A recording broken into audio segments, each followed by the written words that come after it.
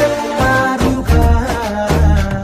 విడివిడిగా వీళ్ళు స్వరాలే కల కలిపిన రాగమల్లే ఒక కమ్మని పాటై మిలి